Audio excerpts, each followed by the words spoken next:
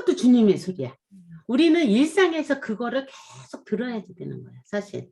근데 그 소리 중에 때로는 가끔 가다가 이 통가을의 그 기둥이 되는 것 같은 삶의 지축이 돼서 집이 지어지는 것 같은 그 큰 소리들이 있는 거지. 그 큰 소리들을 여기서는 주님의 소리라고 두 교황이 얘기했을 때는 그 큰 소리들을 얘기하는 거지. 그치? 그랬을 때 두 교황이 전부 어린 시절엔 주님의 소리를 들었어. 그러니까 베네딕토 교황도 그런 얘기를 하잖아. 어린 시절에는 이런 소리도 들리고 저런 소리도 들리고 그랬는데 어느 순간인가부터 그 소리가 안 들리고 나의 주님은 웃지를 않는다고. 그러니까 우리 삼촌이 그 카톨릭 신자인데 그렇지. 저는 진짜 우리 삼촌을 이렇게 존경하는 마음은 이렇게 인간 그러니까 신부님으로서 이렇게 존경한다기보다는 그냥 그 사람이 갖고 있는 막 그 밑도 끝도 없는 해맑음? 밑도 끝도 없는. 그냥 그거가 경이로울 뿐이다. 그러나 정말 처음에 어렸을 때는 그래가지고 제가 약간 도전적으로 우리 삼촌한테 제가 보기에는 우리 삼촌이 무슨 큰 생각이 있어서 신부가 된 것 같지 않아가지고 어렸을 때 이제 제가 충분히 그럴 수 있지. 못하다 신부가 되기로 결심을 한 거예요. 그랬더니 폐결핵에 걸렸는데 그 폐결핵 병원도 어쨌든 그 어렸을 때부터 이제 우리 그 삼촌이 6.25 때 0살 때 입양돼가지고 그 회원동에 아주 유명한 독실한 카톨릭 신자 아줌마네 입양을 간 거야. 그래서 태어나면서부터 그 막 명동서당 회원동 그 마당에서 이제 놀고 이래가지고 아예 그냥 그 의심 없이 그 카톨릭 바운더리 안에서 살면서 병원조차도 폐결핵에 걸려서 병원 이제 이제 중매산에 할 때 있는 그 병원조차도 성당 관련 병원이었대. 그러니까 한 번도 성당 바운더리를 벗어나 본 적이 없으니 당연히 이제 그래가지고 당연히 신부가 되는 줄 알고서 산 거야. 그 엄마가 그렇게 키운 거지 그 할머니가. 거의 무슨 성당에 수녀님보다 성당에 더 많이 계셨었대. 그래서 우리 아빠가 그 동생을 찾을 때 회원동의 그 성당 아줌마로 유명해가지고 찾게 된 거야.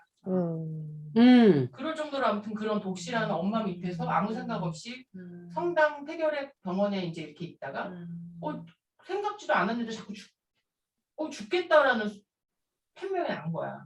뭐 안 되겠는데요? 돌아가시겠는데요? 이렇게 된 거야. 20살 되기 전에 18인가 그럴 때. 분이 지금의 작은 아버지신 거야? 네, 막내 그렇지. 삼촌. 막내 삼촌. 삼촌. 근데 그냥 그랬대. 혹시라도 저를 살려주시면 제가 그냥 신부가 될게요. 그랬다는 거야. 절도 그렇다. 근데 그래서 아침에 스님이 될게요 한 사람이. 그런데 그 다음 며칠 날 아침에 정말로 막 토할 것 같아가지고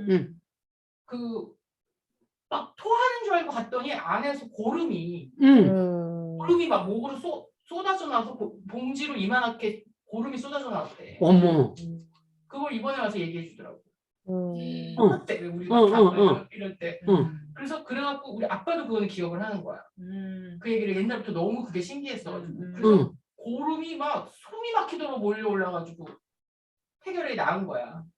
그래서 신부가 됐다고 해서 내가 약간 거기서 너 무시할 건 아니네 이런 생각을 그때 한 거지 어렸을 때.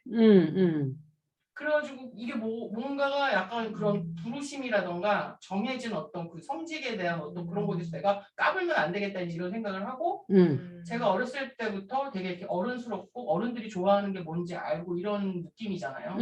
그래서 수녀님들이 저를 그렇게 좋아했었어요. 그래서 자꾸 수녀원에 올라와서 뭐 사과를 깎아주고 뭐라고 자꾸 수녀원에 올라가시고 그리고 저는 제가 이렇게 어떤 수행이나 반복되는 어떤 행동을 막 이렇게 촥 해가지고 어떤 경지에 이르는 거에 대한 로망이 있어가지고 특히 수행에 대한 로망이 있어서 나 가볼까 이런 생각을 중학교 때 했는데 저는 확실하게 느꼈어요. 나는 아니다. 그러니까 남들은 부르심을 받는다 그러잖아. 나는 이게 아니다라는 걸 정확히 느낀 거예요. 그러니까 베네딕토가 더 이상 음성이 안 들리면서 나는 아니다 라는 걸 알아차렸던 거고 비슷한 느낌인 거야. 근데 정말 그거를 뭐 알아차렸던 게 아니라 시시때때로 그게 느껴지는 거야. 나는 아니다가 이거 여긴 아니다.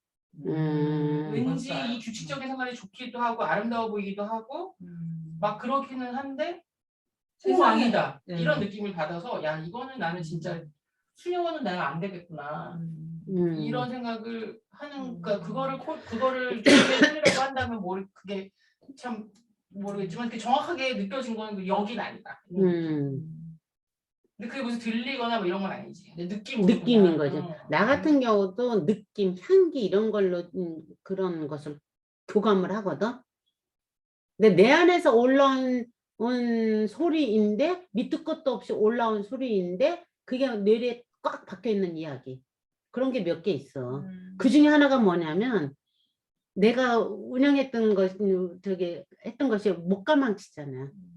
그 목가망치를 가기 위해서 자기는 이제 모르는데 이들은 알아, 3명은. 그러니까 얘들 액잡지.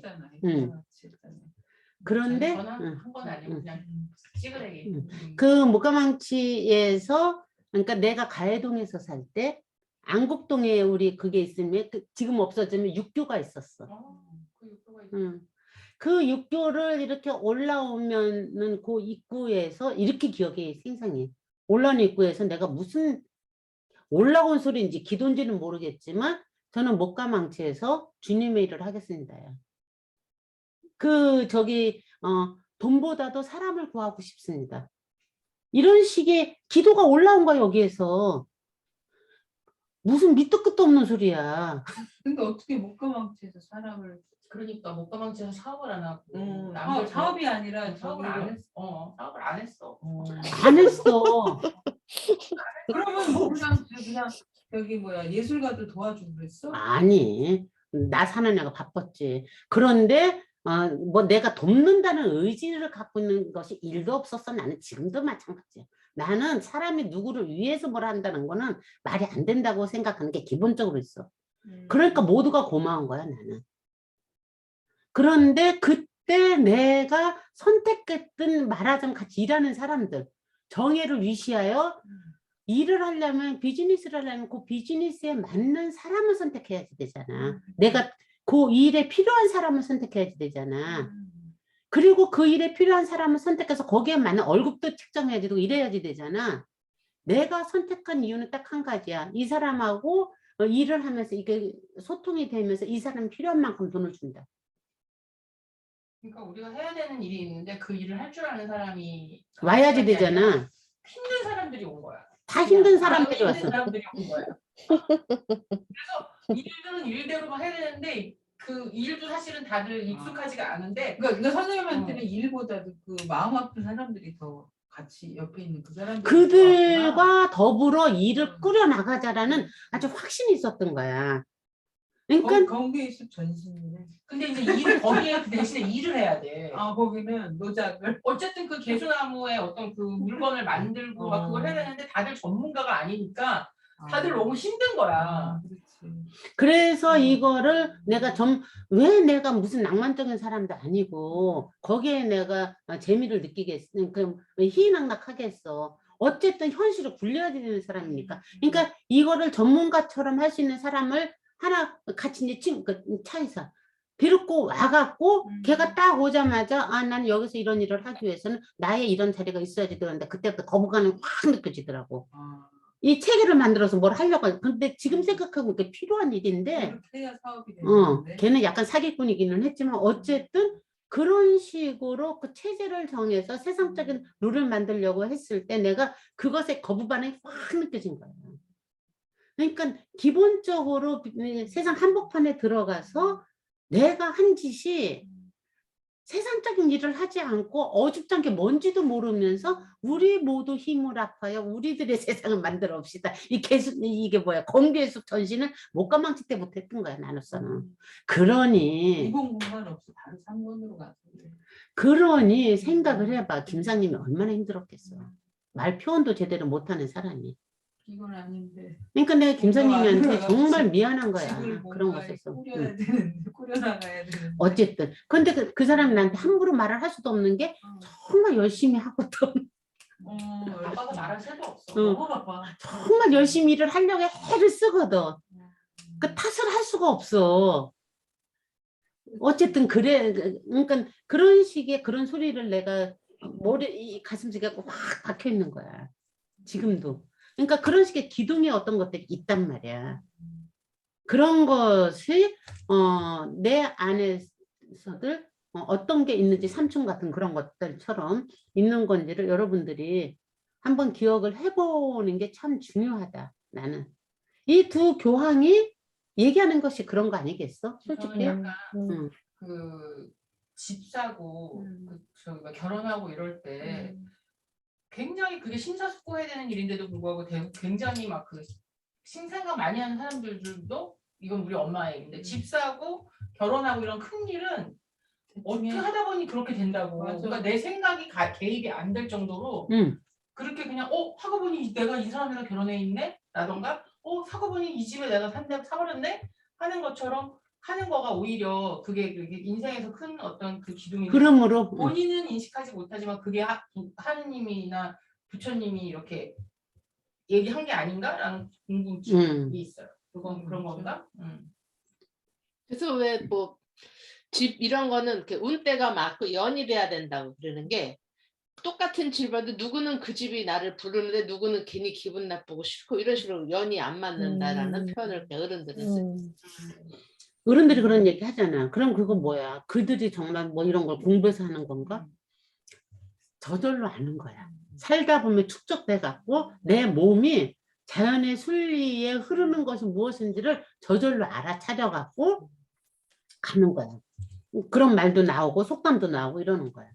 그런데 이게 자연스럽게 사라질 때는 그게 저절로 축적되면서 나오는 에너지가 있는데 이제 너무 한쪽으로 치우쳐 갖고 우리가 자본주의의 이런 어떤 것들이 치우쳐 갖고 나도 모르는 사이에 이렇게 만들어진 그 이데올로기에 들어가 버리면은 어른이 될 수가 없는 구조에 갇혀버리는 거지. 순간 좀 약간 좀 그랬는데 우리 막내 삼촌은 사실은 그 6.25 때문에 6.25가 태어날 때 0살이었기 때문에 그러니까 1950년생이네. 네, 그러니까 막 그 아기가 젖을 먹지 않으면 죽으니까 근데 그 할머니가 이제 그 6.25 때 돌아가셨단 말이에요. 놔놓고 엄마가. 아기가 막내를 낳다 돌아가서 막내를 놔놓고 6.25가 나가지고 걔가 뭐 한 5, 6개월 됐을 때 그러니까 양자 돌아가셨으니까 양자를 안 보낼 수가 없었던 거야. 그렇죠. 저질 먹여야지 되니까. 그러면은 이거는 이방을 가려고 그 회원동 그 성당 아줌마한테 이방을 가려고 그렇지. 그때 태어난 거 아니야. 그렇지. 그렇게 그거 만약에 그 6.25가 안 나거나 그때 안 태어났으면 그런 분위기에서 안 자랐을 거야. 그렇지. 우리 아빠는 미순쌤처럼 우리는 모두 살 때 충분하면 끝이다 없다. 이렇게 결은 다르지만 종교적인 냄새가 1도 없는 집안이란 말이에요. 아빠와 이 삼촌의 이야기를 잘 여기다 대비시켜서 봐봐. 좀 다른 얘기지만 굉장히 비슷한 어떤 것이 있고 큰 흐름이 있다라는 거지. 끌고 가는 큰 흐름이. 그렇게 같은 환경 속에서. 해맑게 신부를 하려고 태어나서 그 엄마한테 입양을 간 거지. 그런 환경 속에서 끝까지 해맑게 살다가 그 누구야? 그 자매님이 이 이불 좋으니까 하나 더 싸주세요. 이렇게 말할 수 있는? 그 자매님들이 신부님 해주시라고 새로 좋은 거 사잖아. 그 덮으니까 좋지. 얼마나 좋아. 구스 이불인데 난 덮어보지도 못했지만 가가지고 그 자매님한테 가서 자매님 이 이불이 너무 좋은데 하나만 더 사주세요. 우리 엄마가 막 아이씨 막 어떡하라고 막 옆에서 아이고 막 그 개념이 없으니까. 그러니까 안 미운 거예요. 그게 개념이 없이 그렇게 말을 하니까 사람들도 자매님들이 아이 돌보듯이 어른 돌보듯이. 너무 너무 재미없어. 다 졸려 다 막. 그런데 사람들이 이렇게 따르는 거야. 순진하고 그런 기운 때문에. 그렇게 사셨어 평생. 그러니까 타고난 그런 것들이 분명히 있어. 어쨌든 이렇게 주님의 소리를 처음에 그러니까 장면이 시작되면서부터 그 속삭임을 듣는다. 그래서 십자가가 나한테 속삭였어. 응? 네 교회를 고쳐라. 이렇게 속삭였다고 얘기하잖아. 그러면서 이제 이렇게 그 주교였을 때 딱 저기 요 얘기까지 하고 밥 먹자. 주교였을 때 딱 그 연설하는 게 이제 첫 장면으로 나오잖아. 그 첫 장면은 그게 신부가 돼서 첫 장면이야. 주교 시절에 했던 첫 장면이야. 그건 모르겠는데 그때 연설 내용 기억나세요? 영화 처음 시작이야. 그렇죠. 기억. 아무리 긴 여정이라도 언젠가는 어디에선가 시작해야 한다. 시작. 그리고 아무리 영광스러운 이 여정이라고 해도 실수에서부터 시작할 수가 있다. 그리고 그것에 매이지 말라. 그거는 주님이 알아서 끌고 가시는 거다. 주님은 탁월한 능력이 있다. 실수를 잊어버리는. 그러니 여러분들 주님을 믿고 같이 가십시다. 알겠어요? 이러면서 이제 그 연설을 시작하면서 영화가 시작이 되지. 그러니까 다른 때는 별로 안 들렸던 소리. 아무리 먼 여정도 시작이 있고 아무리 영광스러운 일도 실수가 있을 수 있다. 시작과 실수라는 단어가 이번에는 나한테 이렇게 꽂히더라고. 시작과 실수라는 단어가 실수. 우리가 성당에서는 기도할 때 마지막에 처음과 같이 이제와 항상 영원히 아멘 하고 끝나거든. 처음과 같이 이제와 항상 영원히 아멘. 그러니까 항상 그 처음에 그 시작의 마음으로 이 삶을 내가 갖고 있는 어떤 틀들을 벗어 내려놓고 주님 앞에서는 어린애 같은 마음으로 서라. 편견을 갖지 말고 이러이러하니 이렇지 않습니까? 이러니까 이게 아니라 그냥 서라. 그래서 저희 카톨릭에서는 관상기도가 이렇게 있는 거예요. 관상기도가 그러니까 본다는 얘기지. 그러니까 관상기도가 불교나 어쨌든 명상하는 거하고 같은 맥락이잖아. 그러니까 다 내려놓는 때까지 가는 거죠. 관상기도라는 거는. 그랬을 때 대면했을 때 주님의 소리를 듣는 것을 이들은 한다는 거야. 아무리 이 정치색이 다르고 뭐가 다르고 사고가 달라도. 그러니까 결국 중간 어느 지점에서 서로 다르지만 들으려고 하는 순간이라는 그 표현대로 이게 회통이 되면서 빛과 그림자가 뭉쳐서 결국은 프란체스코 그 신부님이 탄생을 하게 된 거잖아. 이 위대한 여정의 그 실수, 둘 다의 실수, 이 모든 것들을 그 안에서 서로 고해성사를 하고 인간의 아름다움이지 않나. 진짜 멋진 영화인 것 같아. 곳곳에서 아주 좋은 말들이 많이 나오는데 일단 안 쉬면 밥을 챙겨줘야 되는 사람들이 있는 관계로 여기에서 이야기를 마무리하고 이따 점심 때 다시 만나자. 네. 맛있게 먹어.